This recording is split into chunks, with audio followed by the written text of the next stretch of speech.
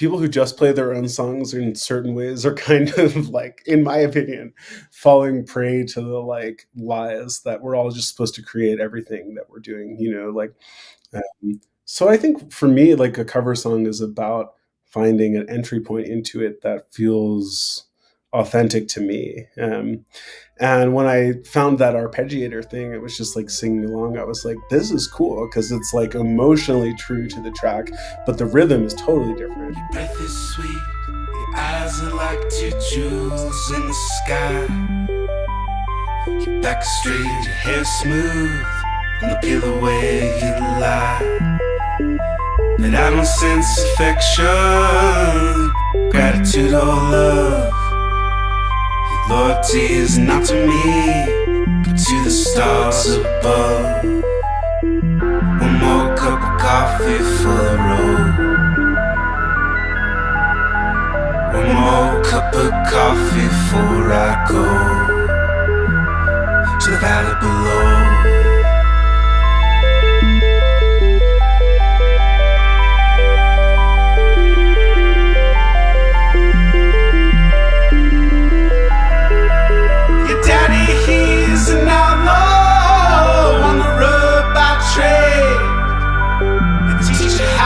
Pick and choose and how to throw the blade. He oversees his kingdom, so no stranger does intrude. His voice trembles as he calls out for another plate of food. One more cup of coffee for the road. One more cup of coffee before I go.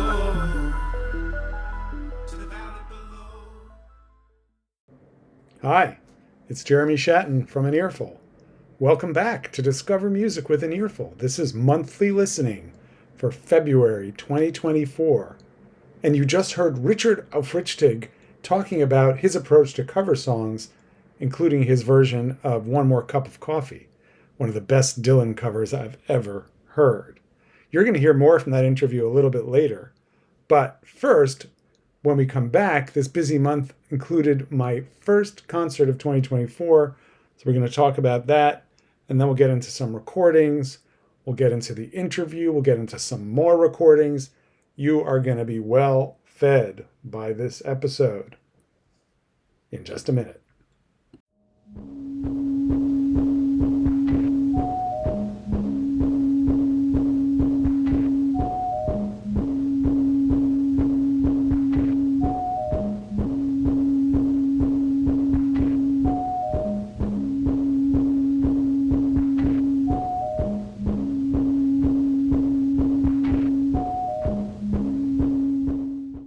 Every year is a little bit different.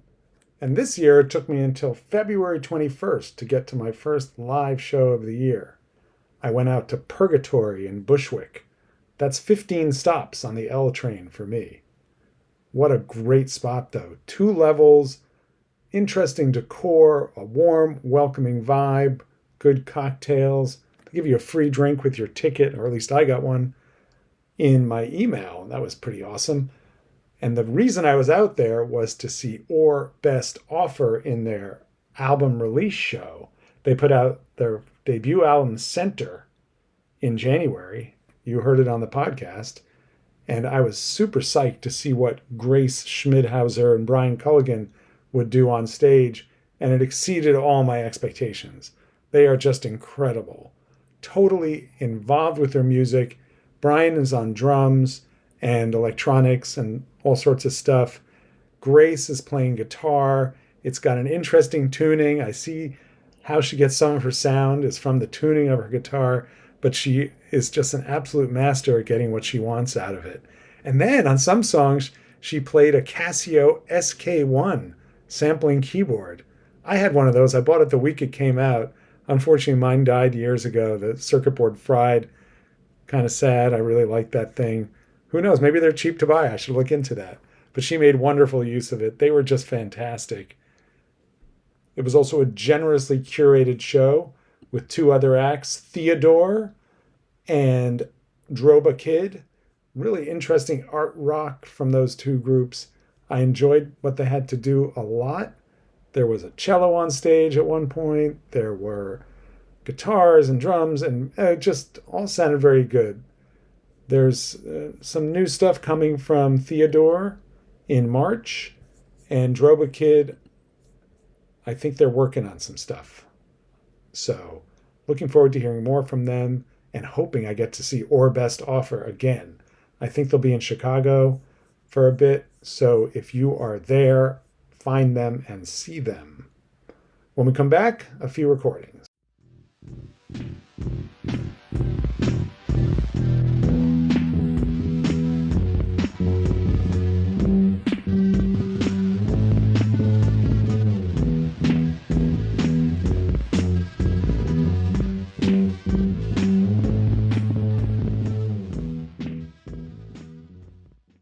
Our first recording this month is from Michael Hirsch, one of the masters of our era. His opera Papilla was just released, and it is fantastic. The recording could not be better, featuring his collaborator Ah Young Hong, soprano, and as Nero, Steve Davislim, and as Octavia, Silke Gang. There is also the ensemble Solo Voices, the ensemble Phoenix Basel, all under the direction of Jürgen Henneberger.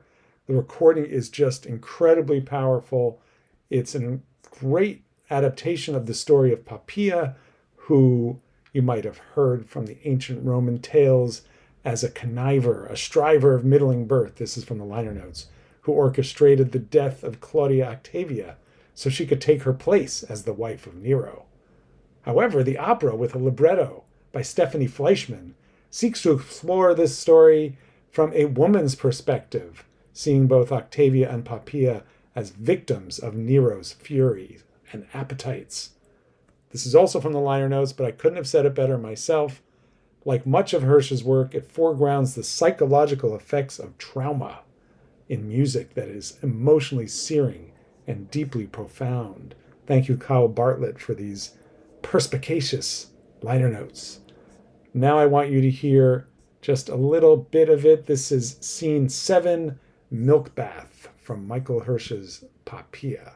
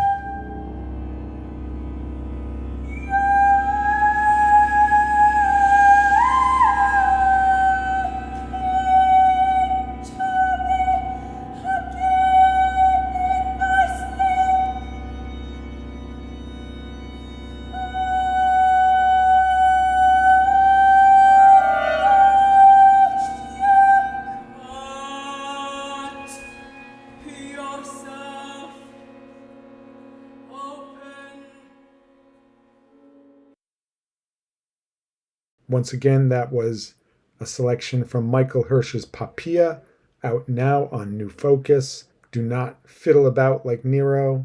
Get to this soon. Next, we have an album that's even wilder than what you just heard, with the rather prosaic name of Music for Two Flutes.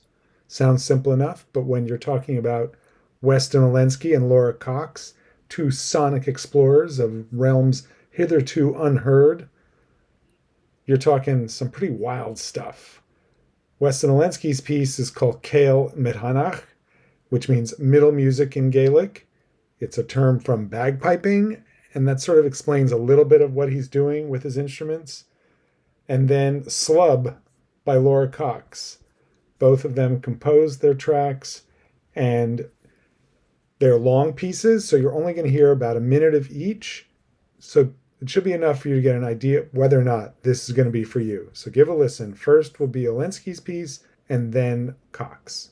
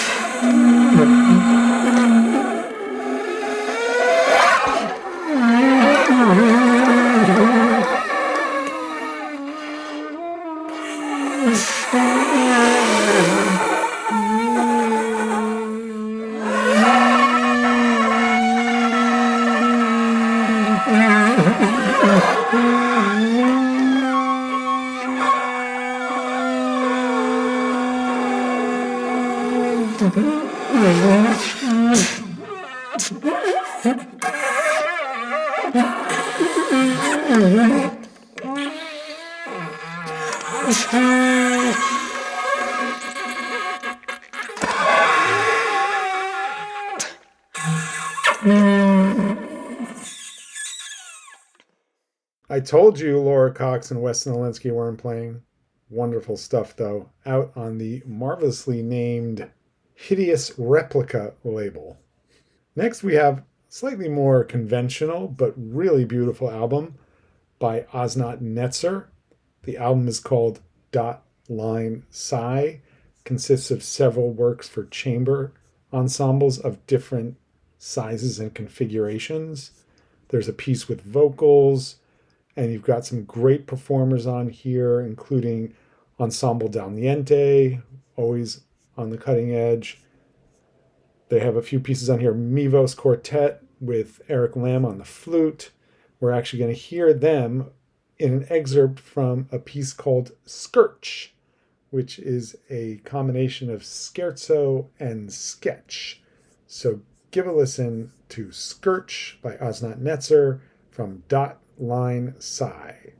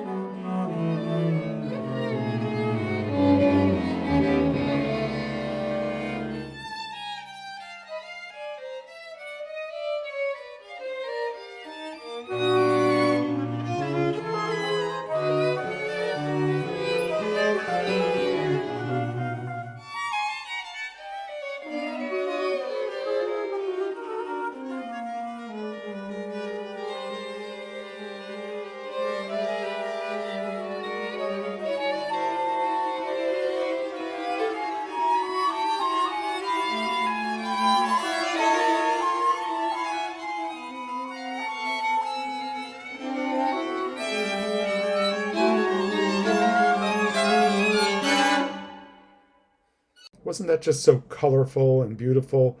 I think Osnat Netzer has such a sure hand with orchestration that it can allow them to be even more playful with the harmonies and the melodies. I think they layer stuff really well. Beautiful stuff. I need to know more about her. She was new to me with this album. Dot Line Sigh is out now, as I said, and the whole thing will brighten your day. In 2016, I started working for the New York Genome Center, and I got one of those emails that announced new employees.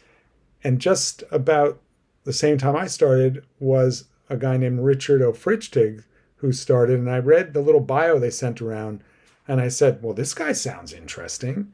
And I clicked onto his website because he had one, and I started listening to some songs. I was like, wow, this guy is really good. So I introduced myself, and we hit it off. We just started talking about music. Ever since then, we haven't really stopped. He was in a band at the time called Ocean Music, or he was Ocean Music, and the band came with him. Some of the great performances of those years were Ocean Music. I saw Crumb open for Ocean Music. I mean, they put on a really fantastic show. But also Richard alone with just an acoustic guitar could blow your mind. A huge, huge talent. We had a wide-ranging conversation. You'll hear some of it in a second. But one of the things that I brought up was the trajectory of his career since 2019 or so. And obviously, the COVID pandemic played a huge role in the lives of all creative people, but all creative people, especially those who depend a little bit on playing out, going to studios, joining people in bands, doing that sort of thing. So that was a big part of what changed in his life. But I felt that there were other things going on. So that's how we started our conversation, to find out how he wound up where he is now, doing all the things he's doing now, and making still some incredible music. So without any further talk from me, here's my conversation with Richard Ofritchtig. Hi, Richard. Hey, Great Jeremy. to have you on the podcast. You are the first guest on Discover Music with an Earful. I was curious. I was looking through your podcast history, and I was like, oh, I don't think there have been other people on the cast yet. So I'm honored to be the debut. Now you are dialing in from Taos, New Mexico. Correct. And if you were to run into somebody on the street out there and you were introducing yourself, what would you tell them about what you do? I think I would say I'm a musician, a writer, and also a organizer around all things music. Those are the main kind of artistic practices lately that I've been engaged in. Yeah. Amazing. Now, in my introduction, I mentioned that we worked together at the New York Genome Center. That's where we met. And Yeah. I remember going to see you in clubs with Ocean Music a number of times. And I sort of feel like over the years, I've observed a shift, maybe, in how you define success in the creative world. Because I feel, and I've observed this with some other people that I know who are musicians, it seems like at that time, you had your day job at New York Genome Center, you're working part-time for Brassland record label, and then you were pursuing gigs, keeping a band together, putting out music, sort of probably with the eye maybe to working with another label, an indie label, getting records released, moving into national touring, regional touring, national touring, not knowing exactly where this road would lead you, but just kind of on this rather traditional pathway for a musician and band. Then you moved to California, which a number of people I knew did, because there seemed to be maybe a better scene there where you could get more gigs, you could record more easily. And that to me seemed a little bit like it was still on that same trajectory. Then things happened in your life, obviously, and that's part of it too. But you then moved to Taos. And it seemed to me once you moved to Taos, something changed. It kind of exploded into the radio show we'll talk about, the gallery booking. Now you have a new band, the solo recording projects. Yeah. Am I on the right track here? Did something change? And was that an organic change or something that was more intentional? I think a lot of those changes, I don't know if I necessarily see them as like offensive changes. They're more defensive changes. Like, because you and I met shortly before my dad passed. Right. When I was working at the Genome Center, my dad died sort of suddenly. And that was sort of happening right at the time that the Ocean Music Band was starting to play shows. We had maybe been playing for like 3 or 6 months or something when that happened, and Mm. then that was obviously a big life change for me. And I guess in early 2018, I think what you're saying about LA at that particular time is really true. Like a lot of people were migrating there, and there was just a feeling, I think, for me at the time, and because I grew up in the Hudson Valley and then was in New York for 11 years, Mhm. that it was like I needed a change. Like I was really burned out on the club scene in New York, and really the thing that I think is challenging about being in New York as like a not established artist is that there's really not that many opportunities. Like I Yep. feel like what I was experiencing, or sort of what the LA maybe move was like a rejection of, was just like I'm so tired putting all my energy into just like trying to like have a space in anything. Mhm. Mhm. There's not really vacuums to fill.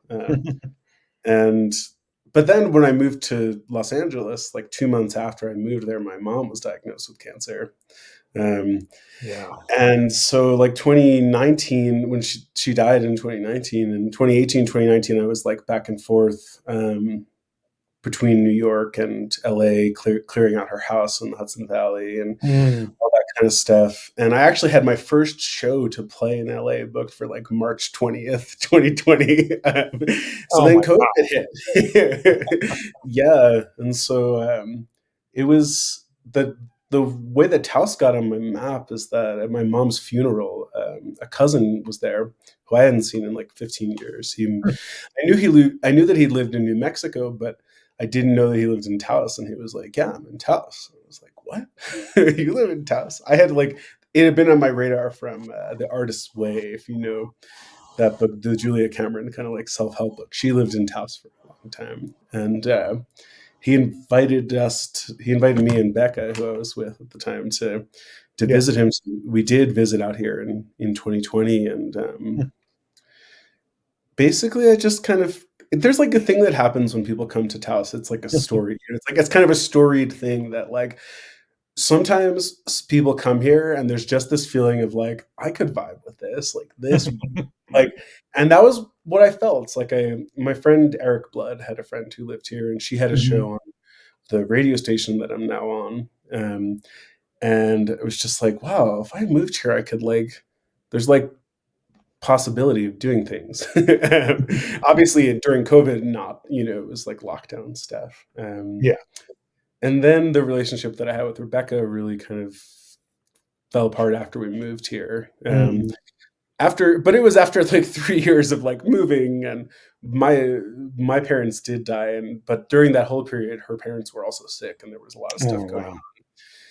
it was kind of so I think to a certain extent that period you're describing it more like happened to me than it did like there wasn't so much the sense of agency or freedom or like choice Mhm. and but I do think what you're describing is like I think that Taos is kind of the first place because I grew up in the New York area and then I lived in California. It's kind of the first place I've lived that's not so connected to like creative industries in such a big way. And because of that, the local scene is very on the surface. Like I just Mhm. started going to stuff and was like within the scene. And it's kind of funny. Like it was last January was when I decided I was like, I have to start going places without a mask and start like meeting people.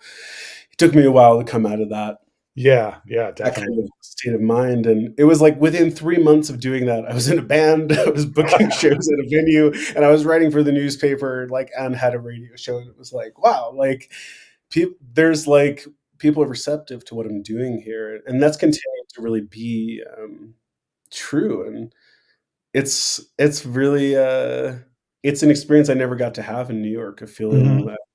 feeling both like welcomed, but also like seen and kind of held by the community. That's so So incredible. yeah, it's been really cool, and it's very different than the New York vibe, but it's funny to me. I mean, I was born in the New York area, but I don't know if I would have ever lived there, or like if that's. Mhm. I think part of my journey was realizing that like I do prefer to be surrounded by mountains and sky than I do around the noise and the kind of bustle of cities. I don't know Yeah. if that answers your question. That's kind of Well, yeah, long-winded. no, it definitely does, and I think I think for some people, home is not where they're from, and they just have to find it. One question I had, I mean, you spent that time in Alaska way back 2014 or 13, and Like yeah, 2014, I spent a summer in Sitka, Alaska, which is right. kind of a similar place to Taos actually, in that it really punches above its size artistically. Hmm. And it's fun. I have a friend here who grew up in Sitka, and it's like I was talking to her about it, and I after I did that residency, I actually almost moved to Sitka in 2015. I got like a job working at an art center there, and I was going to do it, and I sort of got a download that like stuff with my family was not going well, and I probably should be around for that period, which Yeah. ended up being true. um, yeah, but then also in 2009, I did like a residency in a small town in Nebraska also, and that was like my first experience of being in a town of like 800 people for a month. And I remember when I was drove back from Nebraska. We stopped in Chicago because I had like a family friend I could stay with. I just like I hadn't seen people for like 2 months, and I was sitting on a balcony just like watching people walk around, and it was like, whoa, maybe I'm more actually. Yeah, it's an interesting journey of like figuring out what environment really like inspires you or kind of makes you feel like safe to Yeah. create and do stuff. Yeah. Last year, you put out the One More Cup EP and the Boat Songs EP. That was the first. I don't think you put anything out in 22. I don't remember, but was that kind of you absorbing this new place and trying to find your voice in a new way, or was it more circumstance? Just I just haven't had time to get to the studio, or you know, I think 2021 to like 2022 was kind of a rock bottom moment for me in certain ways. Like in other ways, it was like things coming back to life, but it was a Mhm. real process of like decomposing, I think. And yeah, I had in 2022, like spring, it was like January 2022. Well, in 2021, after me and Rebecca split, I kind of built the studio in my house, and I bought some nice microphones for the first time, and was like really kind of moving. It was like a process of like, okay, I don't want to like go pay for studio time anymore, or like do that, or Yeah. work in that kind of world. And early 2022, I recorded about 30 demos of songs I had written in like 2020, 2021. And I ended up not using any of that stuff. It was kind of like, by the time I was done recording it, I just was like, this stuff sucks. Like, I don't like this. It's not, it felt like kind of like the dregs Mm. of an era, because when I had been living in New York, and even when I was living in LA, I was writing a lot of stuff and playing a lot. In LA, I never played any shows because of like the stuff going on. But I was playing with friends a lot, Yeah. and part of it, and so yeah, like the I kind of viewed those two EPs last year as like kind of clearing my throat. That's like how I Mhm. thought. Yeah. The One More Cup of Coffee thing was like that track originated from like right after my mom died. I bought this microKORG synth, like, and I basically got it as like an art therapy tool because I was like stuck in New York for a few weeks after she died Mhm. without any of my gear, and I was like, I just need something to like play on. And one day I was just like playing with an arpeggiator, and I was like, these are the chords for One More Cup of Coffee, and I just like, recorded that voice memo that's Right.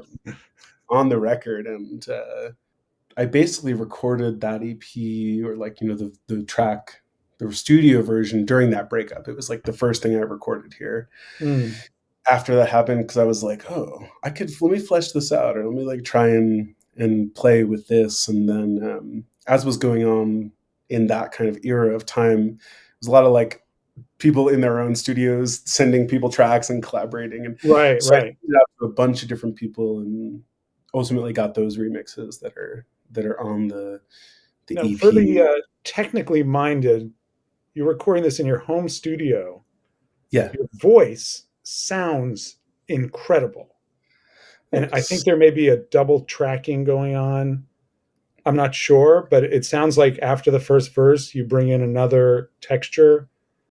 On that particular track, there's actually 4 vocals because there's like 2 of me singing it loud, and then there's 2 of me whispering along. I thought it had a cool sound. Unbelievable. I mean, I would think that anybody who wants to record vocals should be pounding down your door and get me Uh, that sound. You know what it reminded me of a little bit is when you hear like, and this might sound strange, but like a great hip hop recording, like just the Thanks. way Pusha T's voice sounds. You know, that's not the way he sounds when he's just doing his voice memos, Yeah. but they do stuff to make it sound, to have that power. And it reminded me of that kind of production technique. Just absolutely fantastic. Is that just trial and error? Yeah. I did a lot of research of just like what is worth spending money on, like because there's so much gear and there's so many plugins, and it's kind of like to a certain extent, home recording artists are really vulnerable to like people trying to scam them on stuff that's not worth Oh, buying. yeah. Believe me, I bought the worst bloody podcast microphone money can buy. That's because I So didn't spend enough, though, I'm pretty sure. I spent more than I would want to go on the record saying, but I basically bought some really nice vintage microphones, and Yeah. it was from the POV of like this is never gonna be not worth it. And what's funny is like honestly, those microphones are worth almost twice as much as I got them like 3 years ago. It's a little bit like, wow, I'm glad I got them when I because I couldn't have bought them now. If you decide to become an insurance salesman, you can always, sell them off and make it. All right, so you cleared your throat with those EPs, and I could gush about the One More Cup EP. I like the Boat Songs one too; it's really beautiful.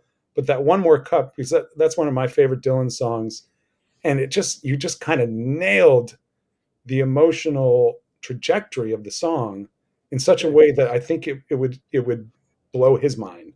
I really do. I'd love if he heard it. I guess you don't strike me as someone who's intimidated, but when you're singing a Dylan song, I still would imagine that there's a little bit of like, what can I bring to this? Yeah, I think that's true. When I'm doing a cover song, like I think also part of that like those cover EPs is that I've always really kind of enjoyed doing my own songs and other people's songs. Like Hmm.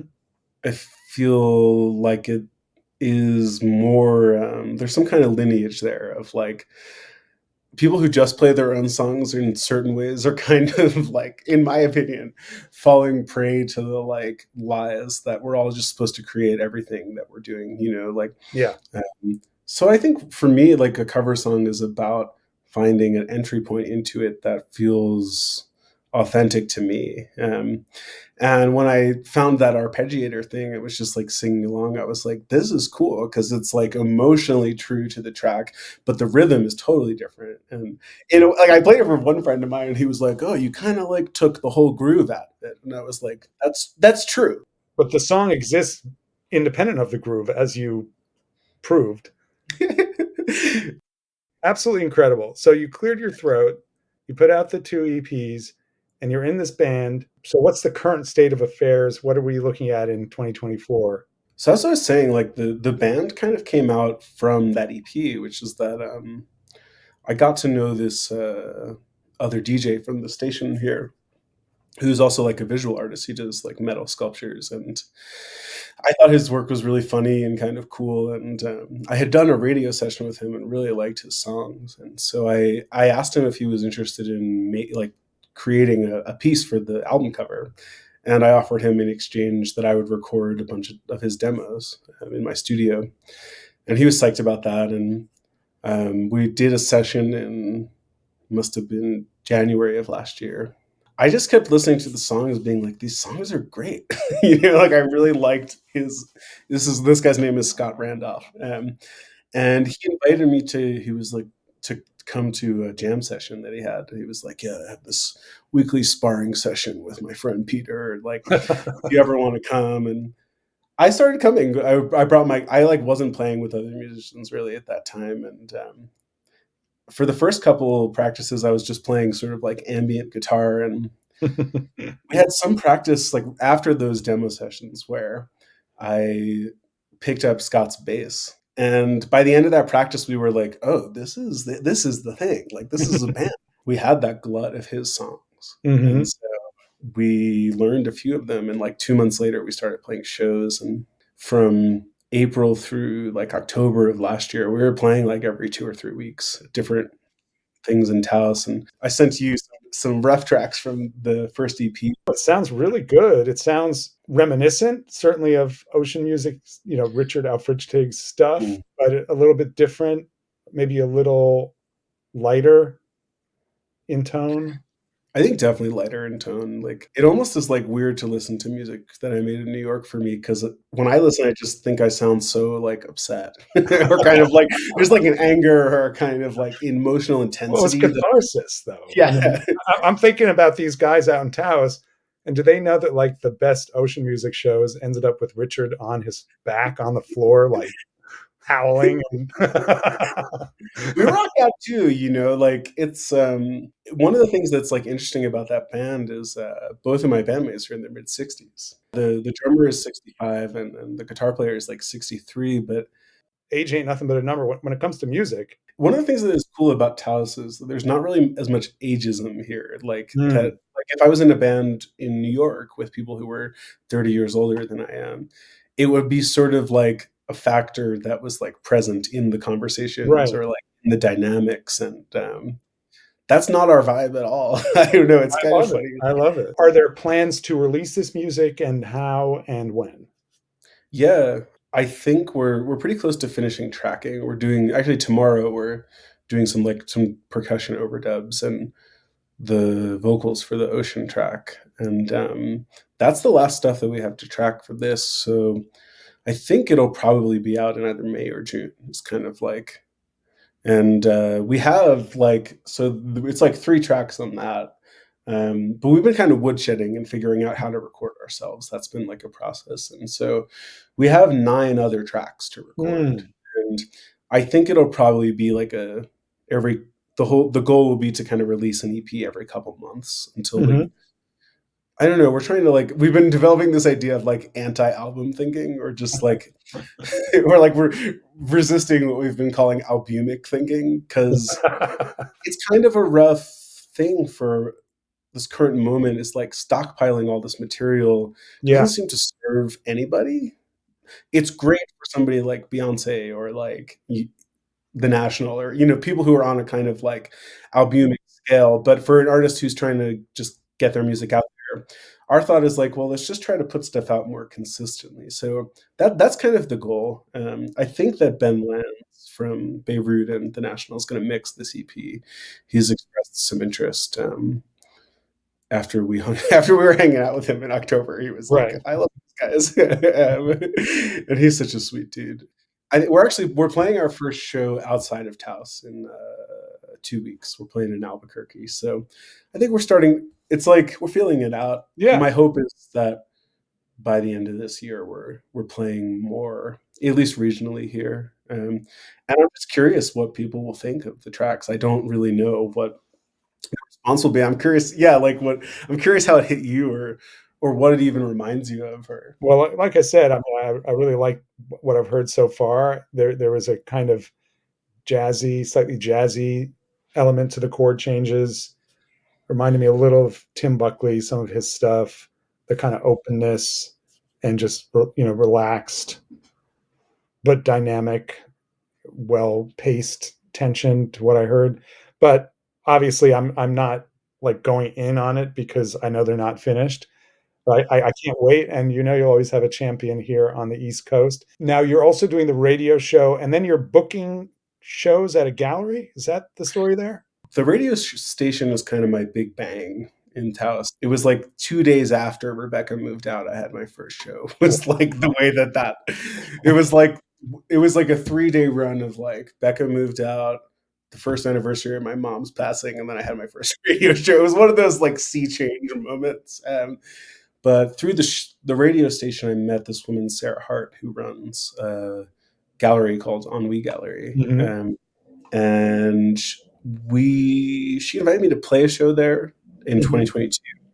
And it's kind of the only space in Taos that's like not a bar. And so I'm into that. Like you can be quiet and people are listening, and it's like what this space is about. It's a cooperatively run gallery too. It's like really interesting local art. And I guess it was around the same time that the band was starting. Beginning of 2023 was like the next big thing, because I decided I was like, I have to start doing stuff. I can't just stay home anymore in my COVID solitude. And so she asked me if I was interested in collaborating with her on like the music program there. And we've now been doing like 2 shows a month since last April. And I think it's the best venue in Taos. That's obviously I'm biased, but the town's coming out for it, and people come. Yeah, that's so awesome. I think it just seems to be a natural fit for you. Like you're talking about, the way you interpret other people's music, the way you listen to other people's music, I think is different than a lot of people, even other singer-songwriter types. So it doesn't surprise me at all. And I imagine there must be some kind of synergy between what you're putting on the radio, what local acts you might book. And, I know that the Beatles and Dylan, and, you have the greatest collection of Beatles 7 inches, like all this. I know that bedrock music for you is always going to be super important. But and then again, you introduced me to Dandelioness, put out that beautiful Scorpio Ballads album. Girl with no shadow. Girl with no shadow.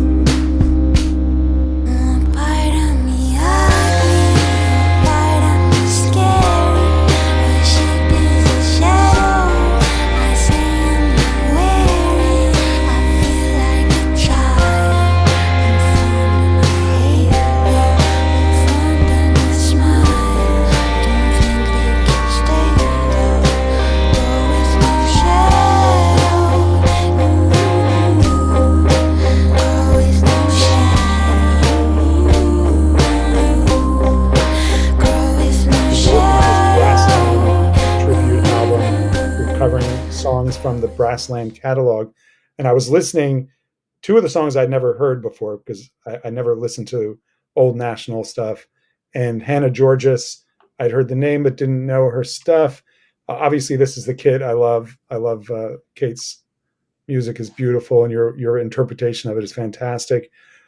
But one of the things I was thinking about was the Hannah Georgas song is kind of, it's stripped down and synthy in the original version, but your version, you pulled this amazing arrangement. Is there like a horn on there, or like a French horn, or something? The process for that Brassland LP, which I hope is going to come out in the spring or summer this year, is every track started with me coming up with what I always called my like reduction cover of it. Like that Hannah Georgas version, the original recording that what you heard was based on, is just me playing single notes on the acoustic guitar and doing the whole song live like that. And then I sent it to Ben Lands, who in his Paris studio, he overdubs all these like strings, and he's like an incredible multi-instrumentalist, like truly gifted. Yeah, no, that's true. I've listened to his solo stuff. He can really layer that. Something that I like about him a lot is that he is responding to those kind of rhythms that I'm putting down in. Yeah, it totally breathes. Nothing feels pasted on. It all breathes together. Really a beautiful version of that song that I think is going to open some people's minds about an artist they may never have heard of or haven't listened to in a while. She was like the proto Taylor Swift, because that record that that song Change is from was like, that was the record that I believe Aaron Dessner produced right before he did the Taylor Swift records. So it Oh, was like, it interesting. was kind of the leading into that and came out Yeah. around the same time. I'm happy to be making that record for the label. Like the Troubadour record was originally going to come out on Brassland and then didn't happen for various reasons. That would be too complicated for for this conversation. Save that for the Yeah, memoirs. but Alec Bemis, who runs the label, he reached out to me. God, it was like May of 2022 originally that we've been starting that conversation. He asked if I was interested because they're kind of having like an extended 20th anniversary thing, and he asked me if I was interested in doing like a covers EP, and I pitched him. I was like, well, if you're down for me doing the sort of like emotional music that isn't usually associated with Brassland, but like that was like kind of my idea, was like there's this like kind of a hidden catalog of tracks that label has released that I think are really deep but I think they're often more known for the more kind of like Buchan Gaze, People Get Ready, kind of like aggressive, more intense, like.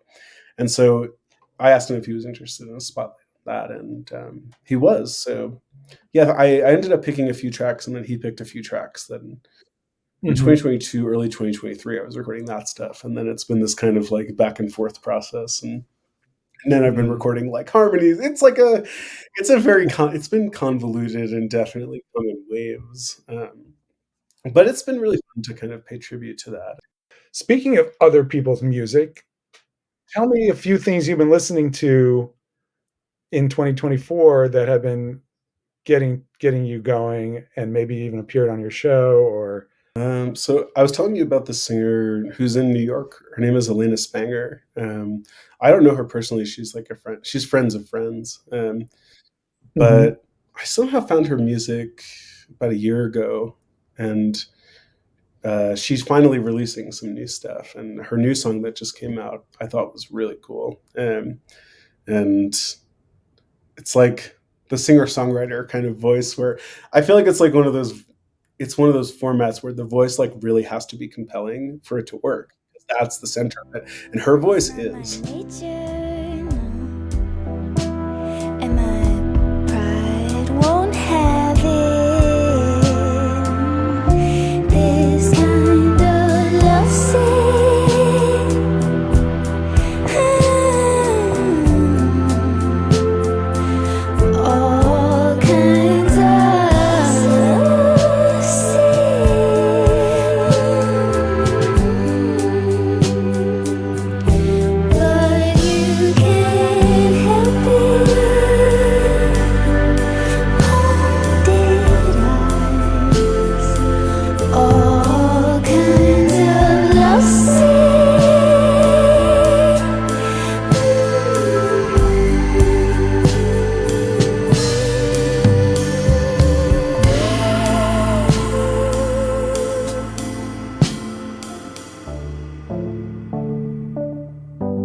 Yeah, it sounded good to me too. I'm going to listen more to that. Another artist I've been continuing to follow is my friend Ethan Woods. I feel like he's someone who I've always known as like a noise musician, and he plays these song kind of things, but they've always felt kind of secondary to like his real thing, which is like freak out experimental stuff.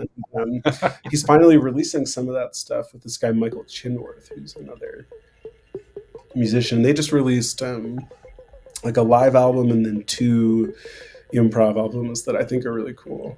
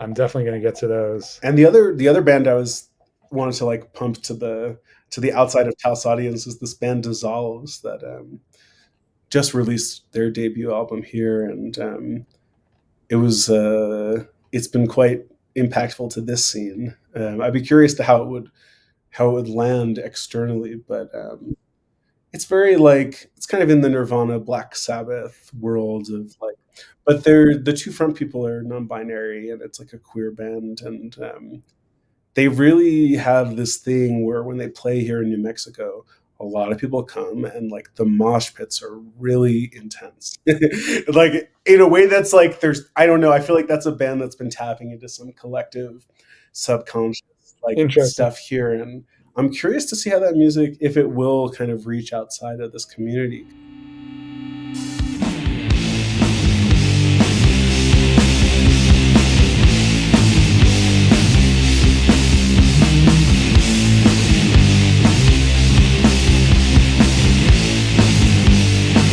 What do I have to do to get through to you and make you understand? I am not a man. I am not me. I am not me.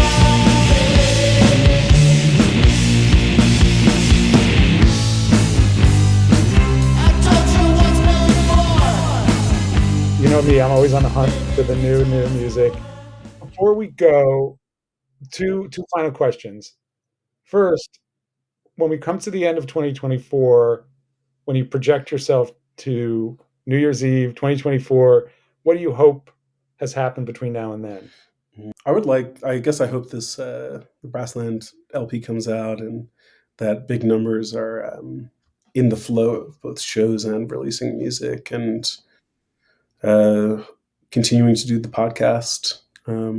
Hopefully, still booking shows and continuing to figure out how that makes sense in here. I don't know, kind of continue to develop everything I'm doing right now. Like, I think the past couple of years, part of why the output has been kind of spotty is I've been developing a new sense of like vision and mission of like who am I and what am I trying to do now that I have like I'm in a totally different situation than I was for the first 30 plus years in my life. And I feel like Hmm.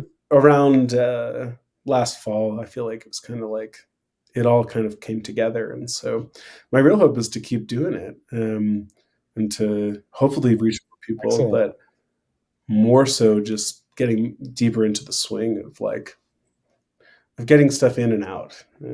Yeah. Right. Well, having lived in the same city as you for a while, I can say the people of Taos are very lucky to have you there.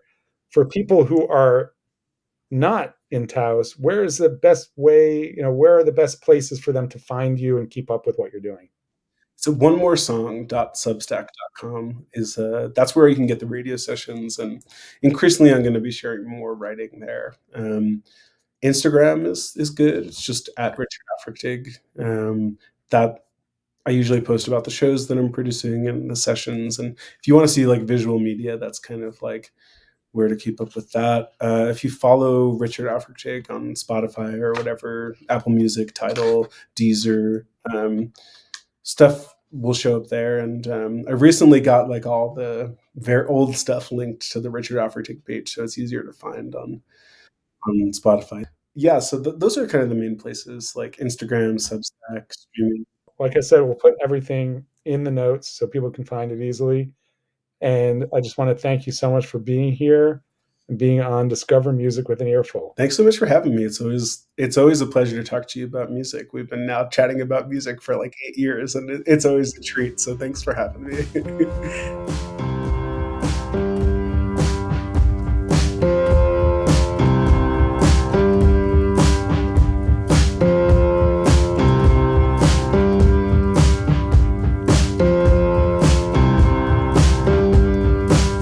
I was so much younger.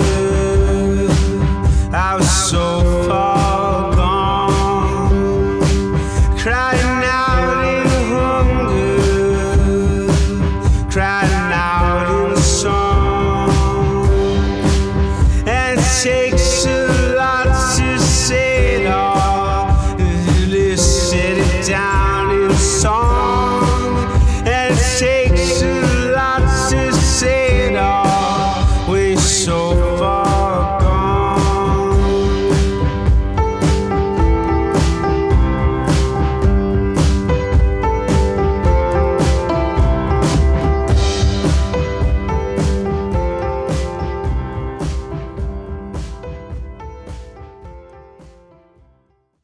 hope you enjoyed that interview with Richard O. Frichtig, and I do hope you'll go listen to his music, learn more about all his activities in Taos and beyond. In the show notes, you'll find links to all those things, including a playlist I made called Richard O. Frichtig in 10 Songs, a great introduction to his music. During the segment, we talked about a number of pieces and played some samples of things. First was Dandelioness, Girl with No Shadow from her Scorpio Ballads album.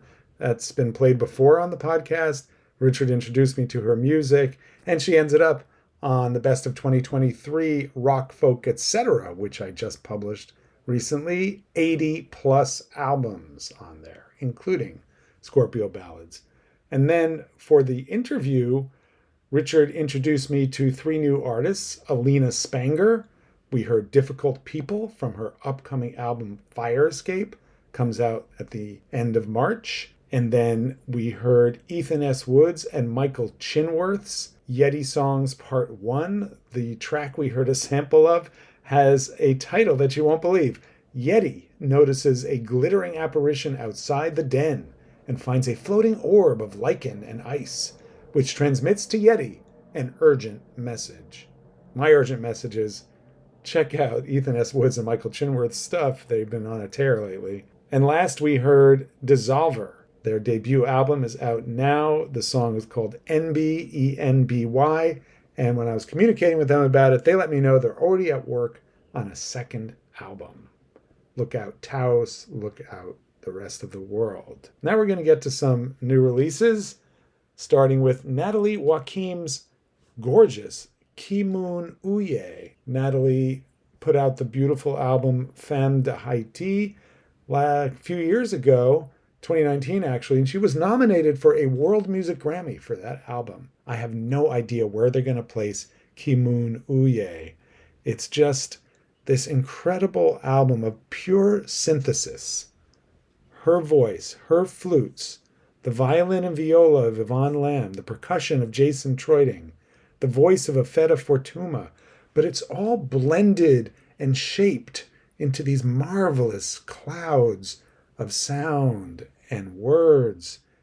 It's all based on her heritage, where she came from in Haiti. She wrote the songs while she was there. I mean, it really is an album that transports you, but not necessarily to Haiti in a physical sense, but a Haiti of the mind, a place of memory, of magic. It really is just an incredible record. I want you to hear an excerpt from it right now. So you're going to hear Nan Ko Mwen by Natalie Joachim from her album Kimoon Uye. Here it is.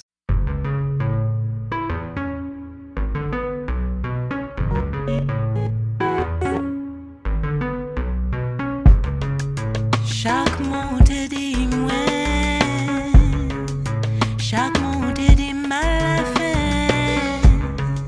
De que nous trop loin, font protéger tête mouais, parole coupée tant que yon couteau yon pas m'douleur.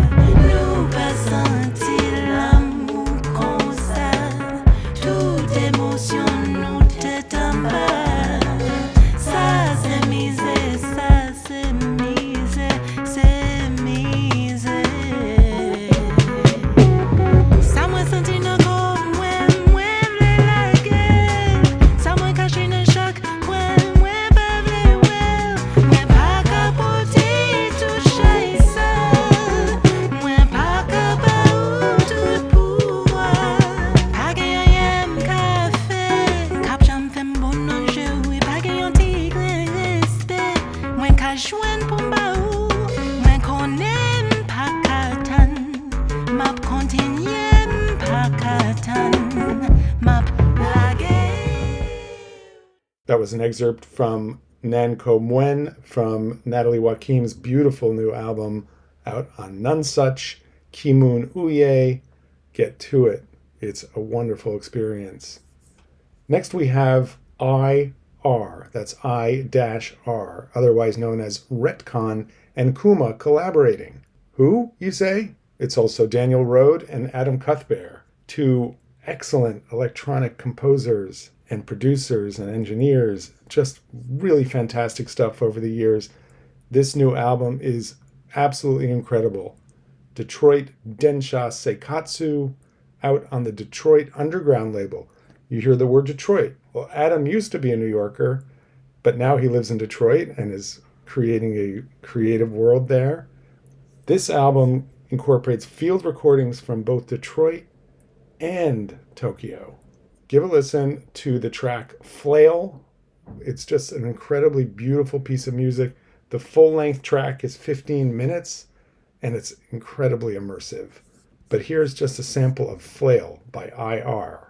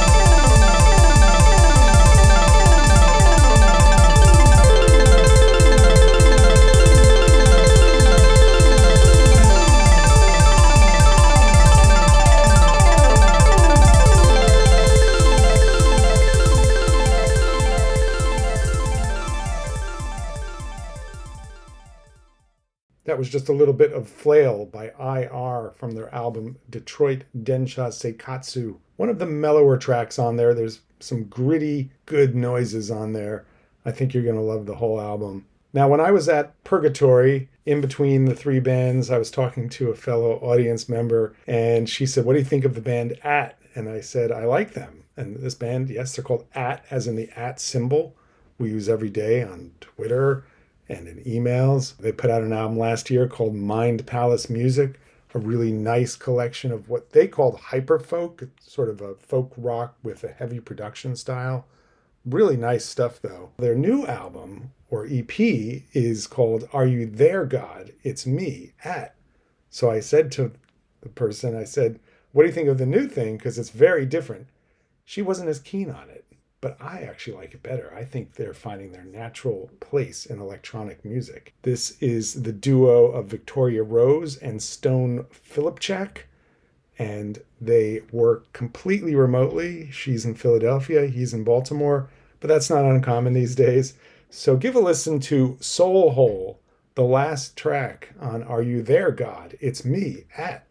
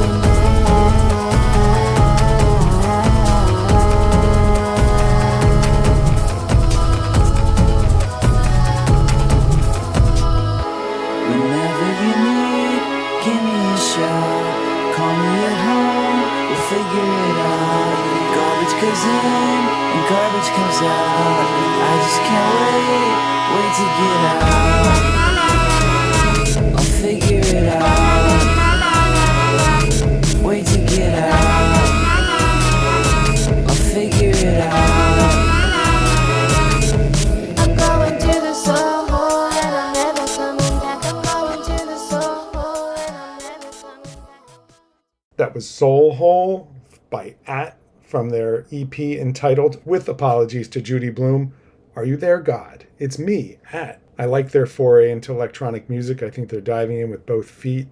I can hear them in the same world as Water From Your Eyes or 100 Gex even in their quieter moments. But I hope to continue on this path. But if not, they're great songwriters and producers, so whatever they do next will certainly be interesting.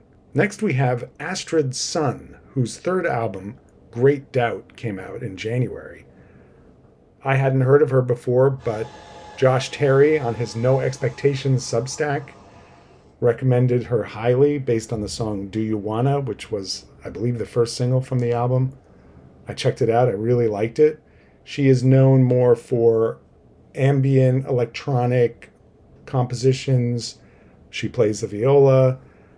But this album is kind of a pop album, but from a very oblique angle. The song we're going to hear is Say You Love Me, which is sort of a avant-garde slow jam. The way the beat never quite lines up. There's like 3 rhythms going on, but it still has that effect of romance. It's called Say You Love Me by Astrid Sun from her album Great Doubt.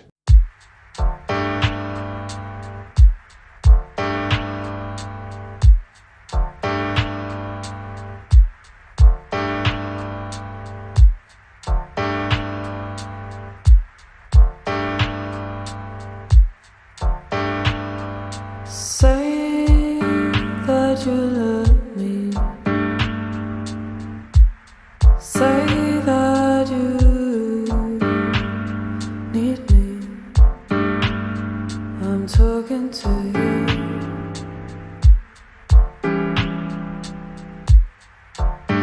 I'm talking to you.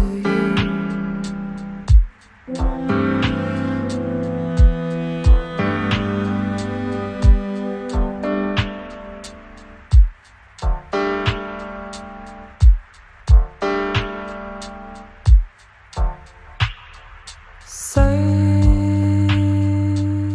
that you love me. Say that you want to hold me tight. I am listening.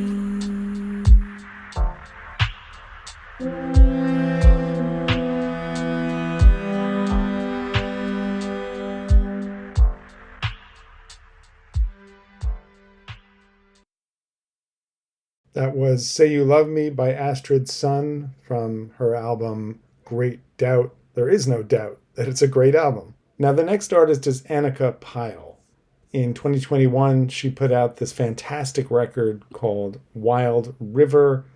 I noted that she pulled from the personal to the universal, creating something starkly moving. It's a folk rock album from someone who was more known for being in punk bands like Chumped. Now she's leaning into country and Americana even further on her new EP, Four Corners. The title, of course, refers to Arizona, Utah, New Mexico, and Colorado. There's a song for each, with the opening track, Arizona, being instantly indelible.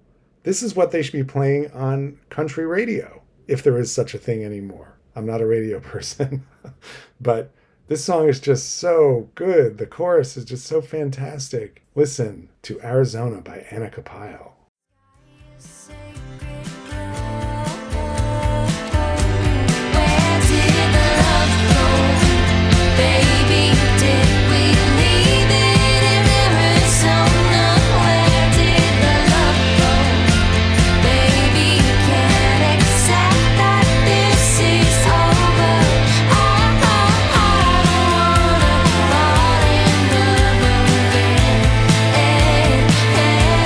I'm so tired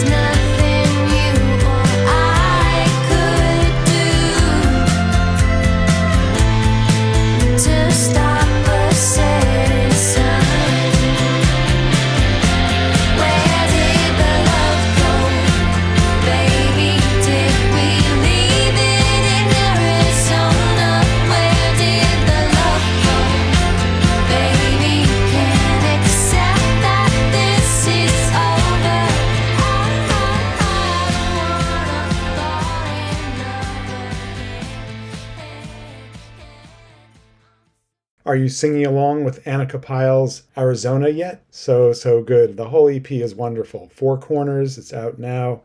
I hope we get more from her this year. And speaking of an artist I was looking for more from, next we have Levitation Room. Their album Headspace came out in 2019, and I noted the difference in this aptly named LA Quintet's take on psychedelia lies in their light touch. There's plenty of guitar fireworks, but there's still a crisp elegance to everything they do. And that's still the case, but two things have changed a little bit. For one thing, the grooves are a little more soulful and remind me a bit of the Isley Brothers in their funk, soul, psychedelic phase. And also the guitar solos are even more elevating. So give a listen to Pintura from Strange Weather by Levitation Room and tell me if it doesn't levitate you.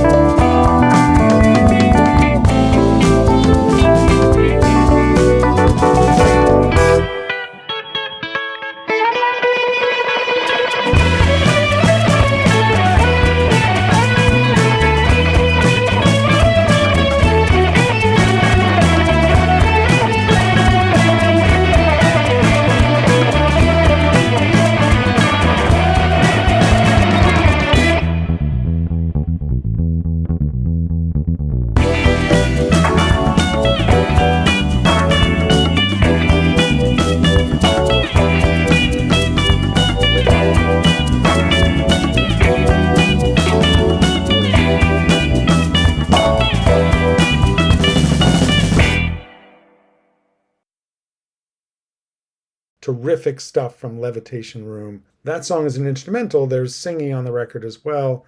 Lots of beautiful tones and textures and songs. It's out now on Greenway Records, which means you can find it in some outrageously colorful pressings. Go to their website, order it today. You will not regret it. Next, we have Mary Timony, a legend whose band Helium was one of the finest of the 90s. I still remember being at the Knitting Factory, finally getting to see them, and my wife and my best friend didn't like them and tried to convince me I should not be enjoying the show. I just told them to shush. I played Helium recently for my daughter, and she loved it too. Their smeared guitar textures, psychedelic melodies, prog rock song structures, and this kind of sandpaper haze that goes over everything. Really great stuff. This is Mary Timony's first solo album in 15 years, but she hasn't been quiet. She had the band Wild Flag. She also had Ex Hex, whose second album, It's Real, was really great. One of the best of 2019. I love that album. It's like a fun power trio record. Her new album has this incredible clean texture. It's called Untame the Tiger, and it almost sounds like an electro record from the 70s. It's very clean tones and spacious production. She even has Dave Maddox on drums. He is one of the greatest of all time. He played on Brighter Later by Nick Drake, was in Fairport Convention, played on Before and After Science for Eno, also on Bill Nelson's Red Noise, a lost classic from the 70s. I also note she has Brian Betancourt, who was the bass player with Hospitality. I say was, but they never officially broke up, so I'm still carrying a torch for Hospitality. But the album has a great amount of variety on it. Let's listen to No Thirds, which she says is a song about losing everything and having to keep going. I think the strings are what drives her on in this song. Listen to No Thirds from Untame the Tiger by Mary Timony.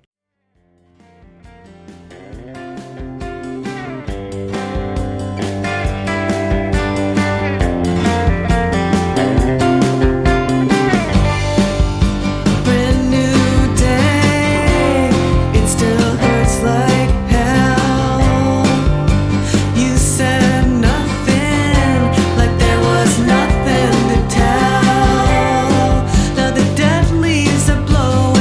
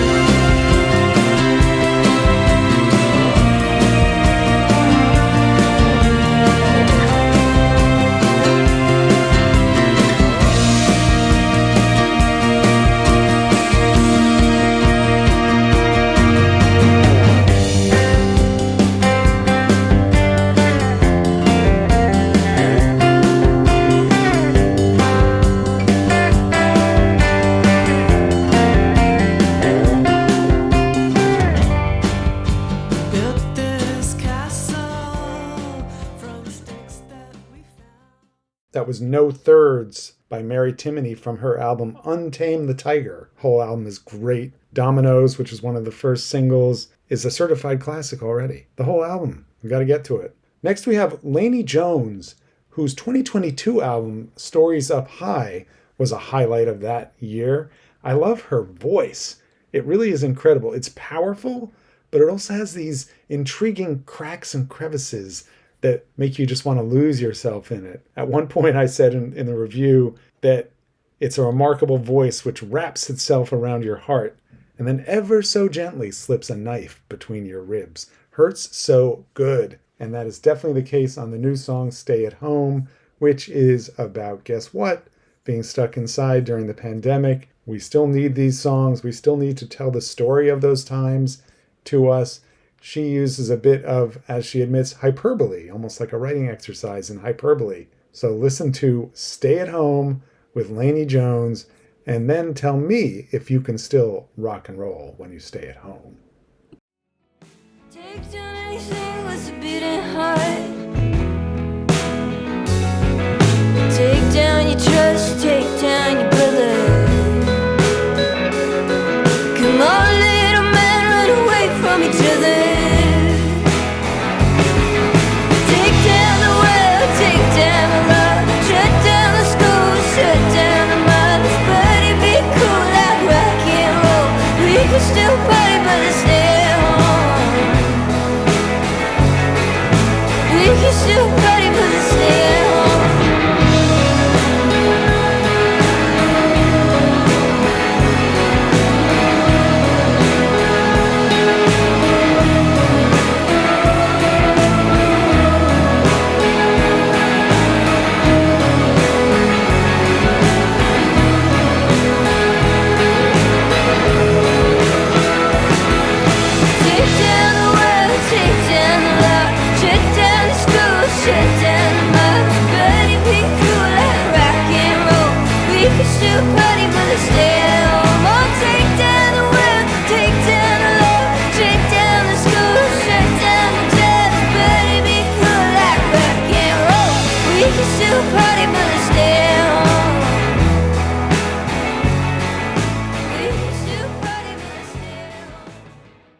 If you weren't already in love with the voice of Lainey Jones, I hope you are now. Get to her album Stories Up High, and she's put out another single earlier this year, which leaves me to have hope for another full length.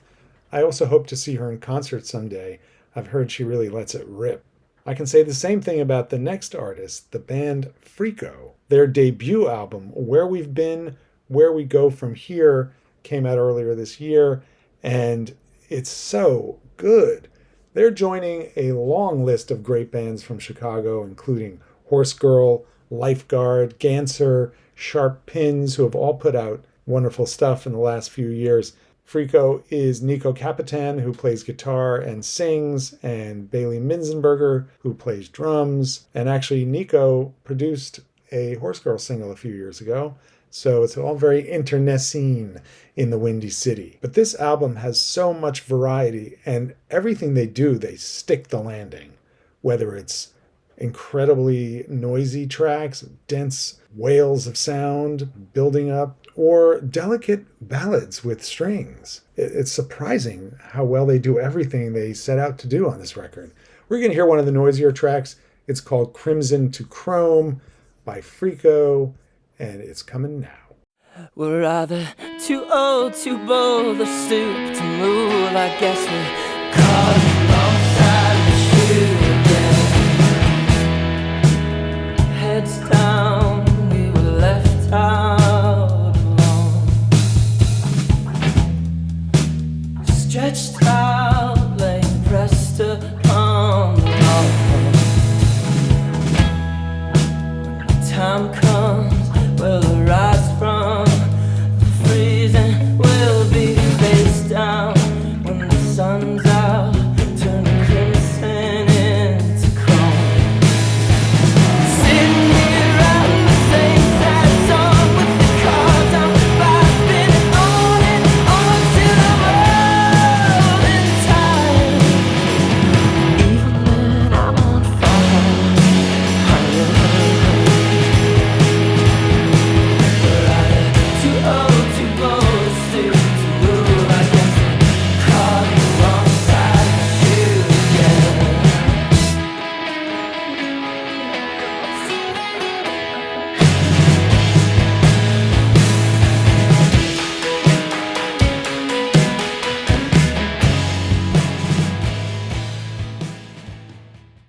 That was Crimson to Chrome by Frico from their fantastic debut album, Where We've Been, Where We Go From Here. Definitely one of the albums of the year so far. Really been enjoying that one. Hope they make it to the East Coast from Chicago and that I get to see them. That would be fun. If you made it this far, thank you so much for listening. And thank you to my first guest, Richard of Frichtig, for taking the time to speak with me. I hope you found that interview enlightening. All the music you heard has been ethically sourced from the artists and labels. Many thanks to them. Find links to all the music we discussed in the show notes, including a playlist of songs, most of the songs you heard. The interstitial tracks are by me, circa 1984, with Andy Gilchrist on occasional guitar, and I do use my Casio SK1 on some of those tracks. Thanks as always to The Droplets, Holly Miranda, Amb Parsley, and Chris Maxwell for my theme song. You can find me at anearful.substack.com, as well as all the socials, Twitter, Facebook, Instagram, TikTok, Blue Sky, Threads. I try to post everywhere at least some of the time. Please share, rate, and review this podcast. That is the only way we can continue growing this movement to reveal the finest music of our time. Thanks again for listening. This has been Jeremy Shatton from An Earful. Discover Music with An Earful will be back next month, and I will see you then. Musical joy, running in every direction. It'll be a very long time until you know what I wanna show you. Come on, let's go. Let's go, let's go, let's go, let's go, let's go. I wanna show you. It'll be a very long time till you know what I know. Let's go, let's go, let's go, let's go, let's go, let's go, let's go, let's go, let's go, let's go, let's go.